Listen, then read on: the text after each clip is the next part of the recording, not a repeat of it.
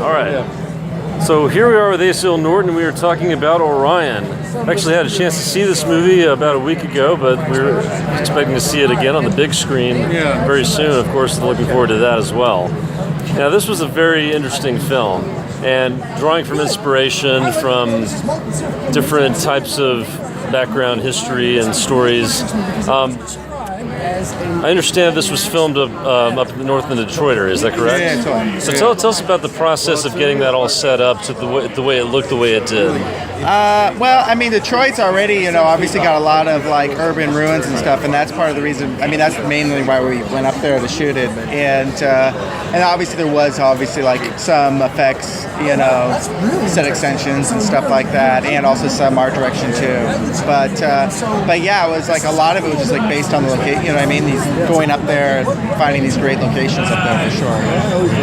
Yeah. Now, we noticed that there are these little title cards that come out throughout the story, and this is, obviously, sort of explaining the process of what you're seeing.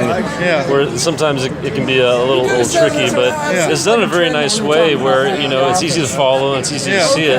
But how'd you come up with that idea for the backgrounds and for those cards to go up there like that? I guess because the whole idea came to me of the whole film came to me with.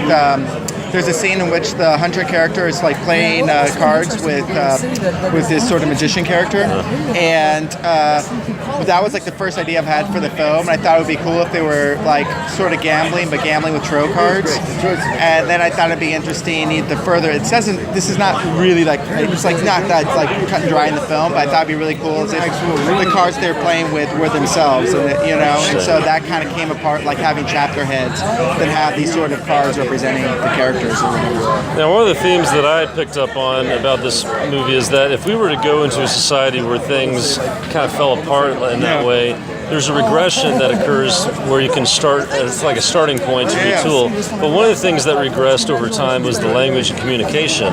So one of the defining moments to me was a scene where you have one person trying to communicate with words on a card and the other person doesn't know how to read it. So could you explain the depths of the communication and the idea of that regression and the starting point with all that? It was just like basically the whole idea of the film was sort of that after again like that after civilization's collapse, like rebuilding society, everything.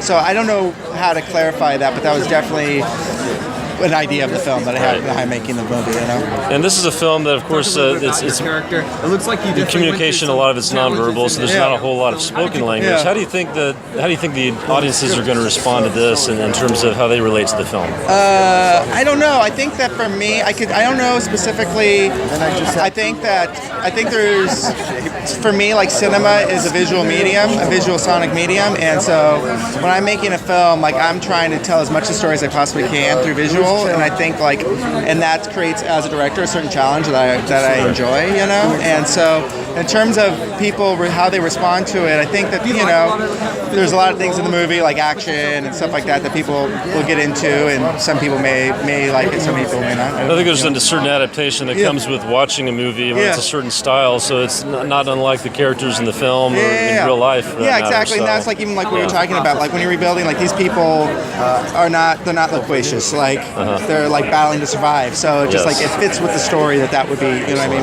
That would be how. Finally, I'm gonna ask. All right, now something that we always ask for That Nerd Show here on the red carpet throughout the festival, and it's very simple. If you could be involved in Star Trek or Star Wars, which would it be? I'd be Star Wars. Star Wars. Yeah, for sure. Do you see yourself directing or writing anything specific with that?